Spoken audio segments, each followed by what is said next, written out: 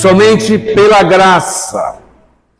A graça é uma das 5 solas da Reforma Protestante, e as igrejas batistas e presbiterianas reformadas, elas defendem que a salvação que nós temos é unicamente pela graça. O pastor falou inicialmente no culto, né?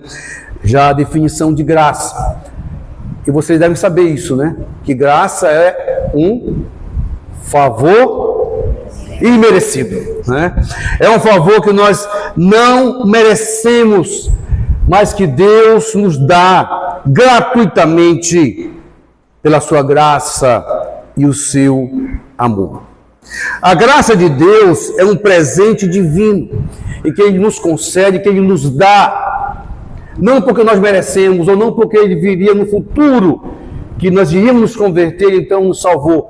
Não há merecimento algum quando Deus nos salvou. E é isto que Paulo, pelo Espírito Santo de Deus, trouxe para nós uma ilustração maravilhosa. Creio eu que não existia outra melhor para descrever a desgraça, a moral, né? O moral do ser humano que está morto em seus delitos e pecados. Quando Paulo escreveu essa carta, amados, aos irmãos lá de Éfeso, se você abrir a sua Bíblia para Efésios capítulo 3, versículo 13, ele estava preso em Roma. Ele escreve essa carta para aqueles irmãos, para que eles não ficassem tristes, pois Paulo estava preso, porque estava pregando o Evangelho do Senhor Jesus Cristo.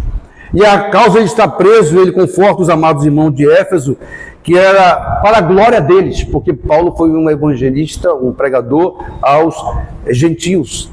E então essa prisão de Paulo, como aquele descreve no capítulo 3 de Efésios, versículo 13, era então um motivo de eles darem glórias, graças a Deus. Amados, a doutrina da graça, ela é uma doutrina que podemos dizer, ela é um divisor de águas. Não é?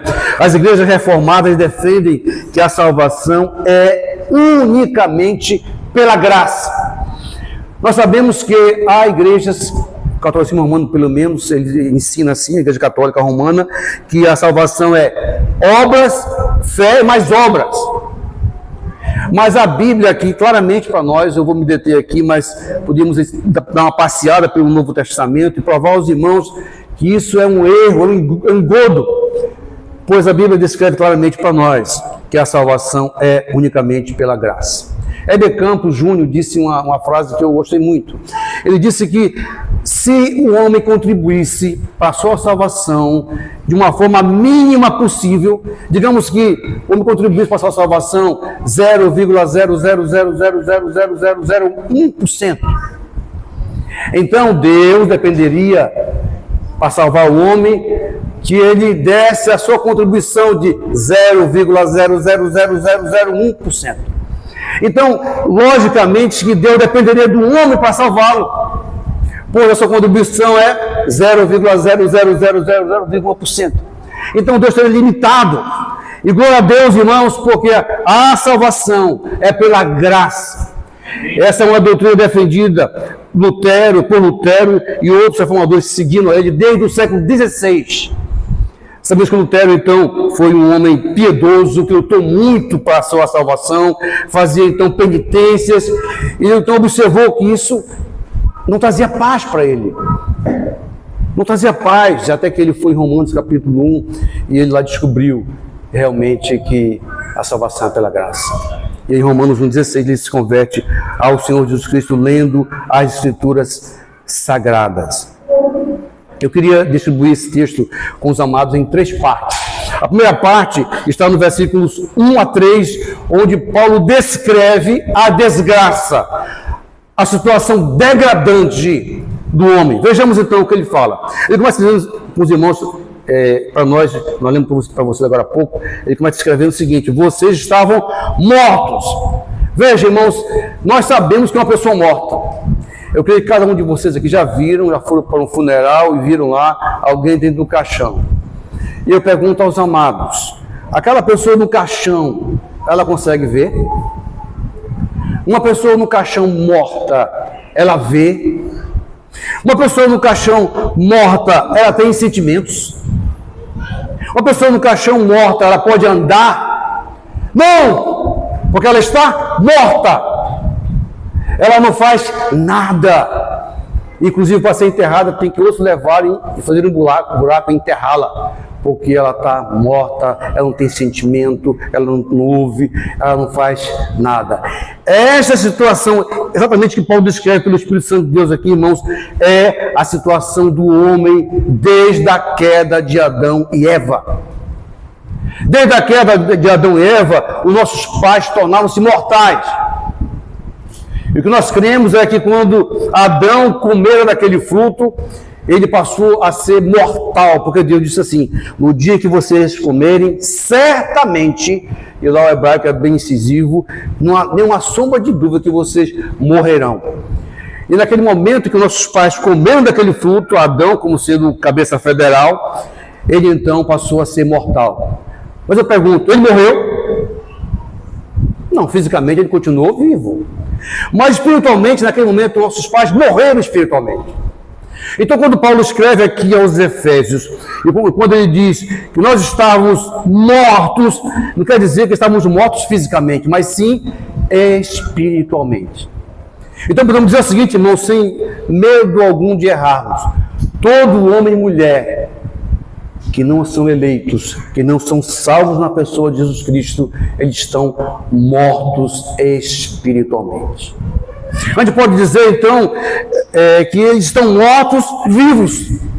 Como é que a pessoa pode estar morta viva? Não tem aquela série aí de Walking Dead, The Walking Dead? Então imagine essa situação degradante que está o homem sem Deus. Feito aqueles The Walking Dead, né? Andando aquele bicho morto, né? Morto-vivo. Essa situação, irmãos, degradante, que é exatamente o homem sem Deus. E a igreja de Deus está aqui, pregando o evangelho para esses mortos. Como é que esses mortos vão ouvir se eles estão mortos? E aí, irmãos, é que está a graça do nosso Deus para essas pessoas. Porque eles estão mortos. E quem está morto, como já disse agora há pouco, não vê, não sente, não tem sentimento, não ouve, não faz nada. Não faz nada. E o versículo 1 descreve isso, que o homem está morto nos seus delitos e pecados. Vejam, amados, todo homem sem Deus, toda mulher sem Deus, está aqui nesse mundo e ela anda nos seus delitos e pecados. E para essas pessoas que estão mortas e que andam, consequentemente, por estarem mortas, em seus delitos e pecados, elas acham isso normal. Beber, né? O pecado de cotonaria, o sexo ilícito, a corrupção, e etc. Diversas coisas erradas. Para eles isso é normal, porque eles estão mortos. Eles têm prazer nessas coisas, eles não querem saber de Deus. Eles são inimigos de Deus. E como o texto escreve, a ira de Deus permanece sobre eles, porque eles estão debaixo da condenação de Deus desde a queda dos nossos pais, Adão e Eva. Eles estão condenados. Ele está morto. O texto nos diz também que essas pessoas que estão mortas, descrevendo dentro da situação degradante do ser humano, eles estão sendo guiados pelo príncipe da potestade do ar. Quando o apóstolo Paulo descreve aqui que as pessoas que estão mortas estão sendo conduzidas por esse príncipe da potestade do ar, que é Satanás, é algo muito forte. Logicamente, quando você estiver evangelizando, você não deve dizer assim para a pessoa: você está sendo conduzida pelo diabo. A pessoa vai ficar com raiva de você, talvez bater até em você, né? Isso, nunca faça isso, né? Pega o evangelho, mas com amor. Mas, na verdade, o que Deus fala para nós aqui na sua palavra e descreve, essa é a situação do homem sem Deus. E por que ele falou aqui do ar? Porque ele descreve, irmãos, que ele é um espírito. Satanás e os demônios são espíritos do mal. E que eles estão aqui nesse mundo. Lá no capítulo 6 de Efésios, se você for olhar um pouquinho, ele vai falar para nós dessa batalha espiritual que existe, né? No reino das trevas, no reino espiritual, que é a armadura de Deus, no capítulo 6, ele descreve lá, a partir do versículo 10, né? Para nos apostarmos das armaduras de Deus, e essa é a verdade, nós como servos de Deus, vivemos nessa guerra espiritual. E o apóstolo Paulo diz que a nossa guerra não é contra o nosso irmão de sangue, o nosso próximo, mas sim contra as potestades, contra esse príncipe da potestade do ar, que é Satanás. Ele está aqui para ir contra os desígnios de Deus. Ele está aqui para cegar os homens e continuar que esses homens fiquem cegos e não vejam a glória de Deus. Agora há pouco nós cantamos aí aquele louvor, a maravilhosa graça, e lá diz, eu era cego, não é isso? E essa é a descrição do homem sem Deus, que está morto. Em 2 Coríntios, capítulo 4, versículo 4, Paulo diz assim, o Deus desse século cegou o entendimento dos incrédulos para que lhes não resplandeça a luz do evangelho da glória de Cristo.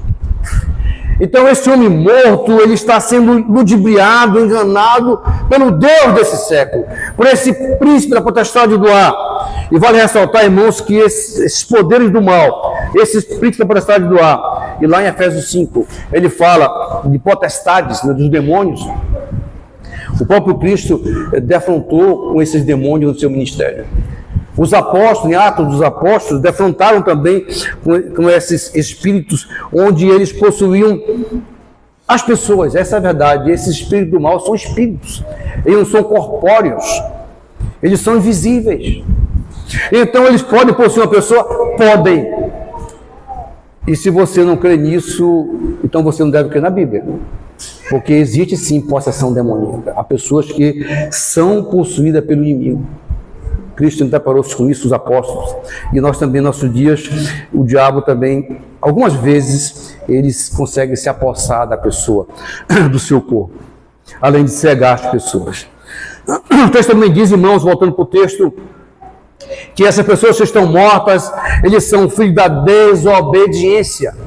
Essa referência aqui é lá aos nossos pais, Adão e Eva, que desobedeceram. Então eles foram os primeiros pais que desobedeceram e, consequentemente, todos os filhos deles, que somos nós, que descendemos deles, nós somos filhos da desobediência.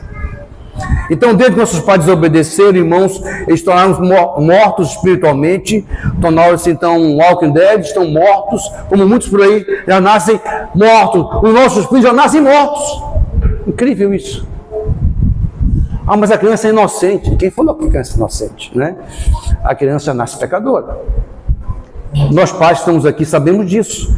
Nossos filhos aí, desde pequenos, começam a desobedecer e nós nunca ensinamos eles a serem desobedientes. Eles aprendem as coisas erradas de modo fácil. Não é verdade, pais? E as coisas que são verdadeiras, justas, eles demoram a aprender. Mas o que é mal, eles aprendem logo. Por que isso? Porque o homem morto, ele tem a queda sempre para o mal. Ele pende para o mal e não para as coisas do Senhor. Eu quero que vocês leiam comigo, por favor, agora, Gênesis capítulo 6 e verso 5. Observe que teve então a queda dos nossos pais, e então Deus mandou um dilúvio. Mas observe no capítulo 6 de Gênesis, quando Deus anuncia que haverá o dilúvio, onde ele levanta um homem chamado Noé, que pregou durante 120 anos e construiu a arca. Nesse período de tempo ele pregou a justiça. Mas observe no versículo 5 de Gênesis 6, diz assim, ó, o Senhor viu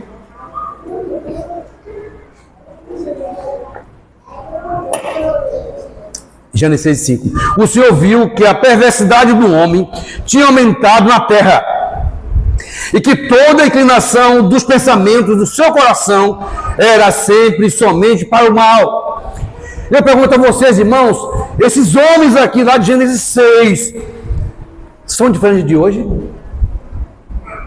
São os mesmos homens, meus irmãos, que estão mortos, desobedientes, filhos da desobediência, né? Eles estão mortos e precisam do Senhor Jesus Cristo. Eu quero que vocês olhem o versículo 3 agora. O versículo 3 diz assim, que por sermos mortos, por sermos filhos da desobediência, nós merecemos a ira de Deus. Veja lá. Somos merecedores da ira de Deus. Um homem morto, uma mulher morta, ele só procura fazer coisas que afrontam a Deus, afrontam a ira de Deus. Eles pecam contra Deus, por estarem mortos. E, consequentemente, depois que eles pecaram, nossos pais pecaram e nascemos no pecado, e merecemos a morte eterna, merecemos a ira de Deus eterna. E o homem, para merecer a perdição, não precisa fazer nada. Precisa fazer o quê? Só seguir o seu pensamento. Seguir a sua vida sem Deus. E o fim será o quê? A morte, porque merece a ira de Deus. Em segundo lugar, irmãos, eu quero que vocês compartilhem, falar com vocês os versículos 4 a 5. Então, a graça de Deus. Amados, nos versículos 4 e 5, eu diria que aqui tem duas palavras muito importantes, talvez as palavras mais significativas do texto que eu li para vocês, Efésios 2, de 1 a 10. São duas palavras importantes na frase. Ele diz assim, olha, todavia, está aqui na minha versão NVI, mas na sua versão atualizada diz assim, mas Deus. Olha, observe que a situação do homem degradante, morto moralmente, separado de Deus, expulso do jardim, vai para o inferno, vai ser condenado eternamente, mas Deus. Mas, todavia, aqui que nós sabemos no português, é uma conjunção adversativa, não é? Deus fez algo ao contrário para que o homem não fosse para o inferno. O que foi que Deus fez? Mas Deus tomou uma atitude. Deus tomou uma ação para salvar esse homem morto que não pode fazer nada por si. Então Deus fez alguma coisa, mas Deus sendo rico em misericórdia, pelo grande amor com que Ele nos amou. João 3,16, fica de lá, irmãos. João 3,16, porque Deus amou o mundo de tal maneira que deu o seu Filho unigênito, para que todo aquele que nele crê não pereça, mas tenha a vida eterna. O grande amor de Deus deu-nos vida com Cristo, quando ainda estávamos, o que, irmãos? Mortos, não esqueça disso. Deus nos deu vida em Cristo quando estávamos mortos. Que mudança vertiginosa Deus fez em nossas vidas. Nós estávamos mortos dos delitos e pecados. Nós seguimos o curso deste mundo. Nós seguimos então esse príncipe potestade do ar. Fazíamos as coisas que estavam no nosso pensamento, nossa carne. Seguimos então tudo isso. Mas Deus, Ele sabia que o homem é incapaz, Ele sabe que o homem é incapaz de mudar a si próprio. Que o homem não pode mudar a situação dele de morte eterna, porque ele está morto. Então Deus fez algo maravilhoso. Pelo seu grande amor, Ele nos deu vida através do Senhor Jesus Cristo. Quero chamar a atenção de vocês, amados, para o termo sendo rico. Paulo aqui usou uma linguagem financeira, não é? Porque na verdade a salvação é um tesouro que Deus nos dá. É um presente, irmãos, tão caro e jamais nenhum homem na face da terra seria capaz de pagar, porque esse presente custou a vida do seu Filho unigênito. Ele morreu por você, por mim, por todos os eleitos deste mundo perdido que estão mortos. É um tesouro, é um presente impagável que nenhum de nós é possível pagar. Então, amados, observem, mas Deus, porque a iniciativa veio de Deus. A nossa salvação, irmãos, do início ao fim, ela é uma iniciativa de Deus. Não há nenhuma contribuição da nossa parte. E glória a Deus por isso. Porque nós estamos mortos. Lembre disso. O morto não faz nada. Essa é a situação do homem sem Deus, perdido, ele está morto. E o morto não faz o que, irmãos? Nada. E é por isso que a salvação é pela graça. E não pelas obras. Não esqueça disso. Pela graça sois salvos, do versículo 5. Eu queria então finalizar com vocês o versículo de 5 a 10, onde agora vai mostrar para nós, o apóstolo Paulo escreve para nós os benefícios dessa graça de Deus. As bênçãos da graça de Deus, as virtudes da graça de Deus. Observe, irmãos, que ele continua falando para nós, versículo 6. Deus nos ressuscitou. Ressurreição. No versículo 1 ele diz que nós estávamos mortos. Ele repete isso no versículo 3, mortos. Mas observe, irmãos, agora, para que esse morto tenha vida, é preciso de ter o quê? Ressurreição. Então ele nos ressuscitou. E quando Deus nos ressuscitou, irmãos, nós somos novas criaturas em Cristo. Fomos regenerados. Vivos. E vivos podemos ver. E vivos podemos ouvir. Vivos podemos falar com Deus. Glória a Deus por isso. Uma grande bênção. A graça de Deus. Primeira bênção, a ressurreição. Nos ressuscitou. A segunda bênção, irmãos, está aqui dizendo que nos fez assentar nos lugares celestiais em Cristo. E essa expressão, lugares celestiais, nos dá a visão de uma corte, sentados ao lado do rei.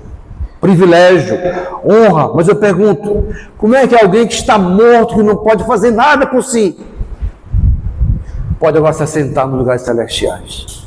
Ter um lugar de honra. É só a graça de Deus. Porque esse homem morto, do jeito que ele está indo, ele vai para onde? Para o inferno.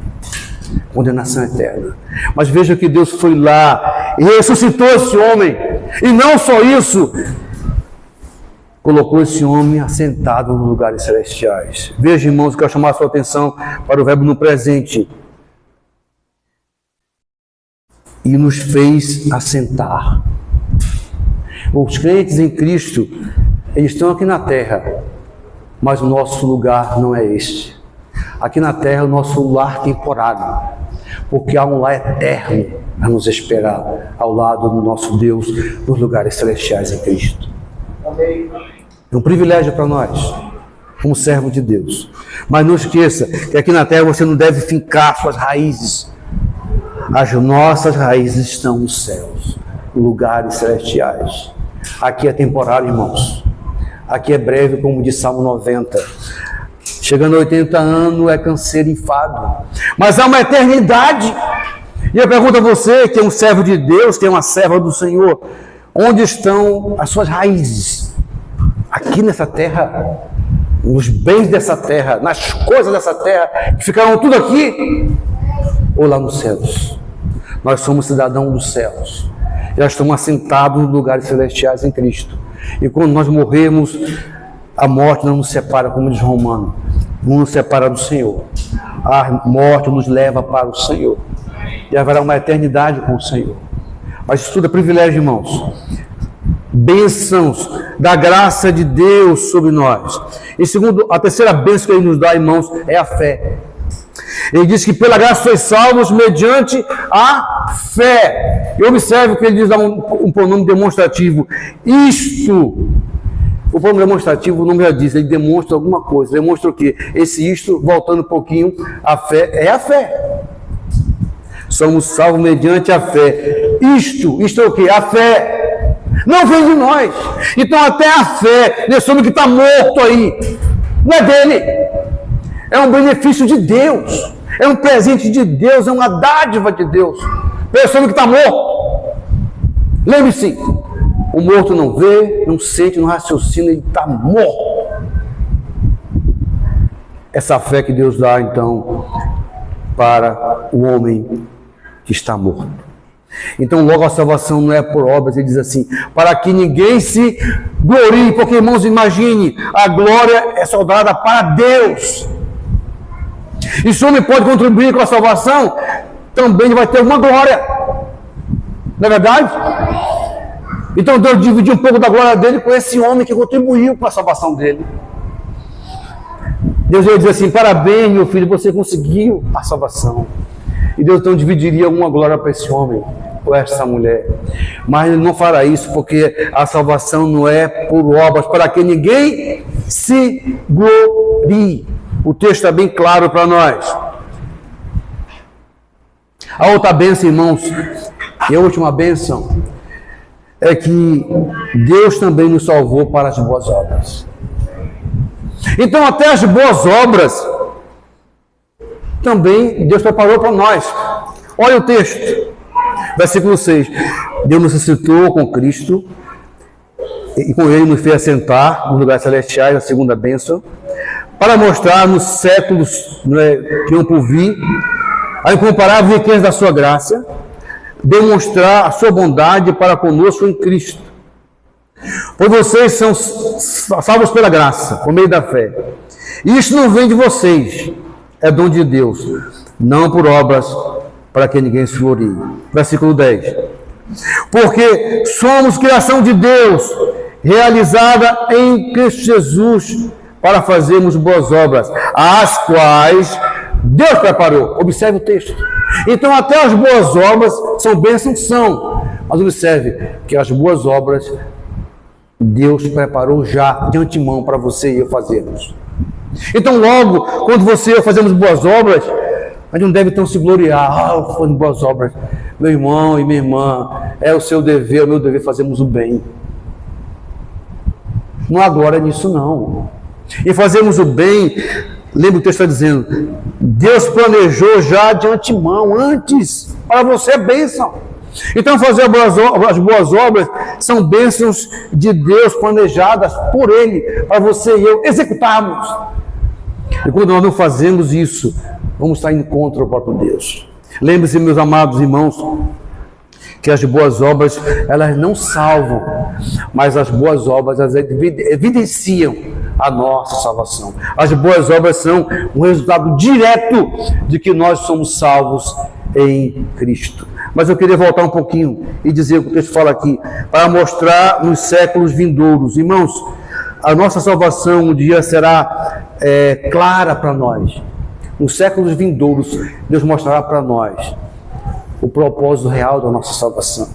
Talvez a pergunta de alguns aqui, e por que Deus permitiu Adão e Eva pecar? Ele não sabia, porque ele é Deus, não podia impedir.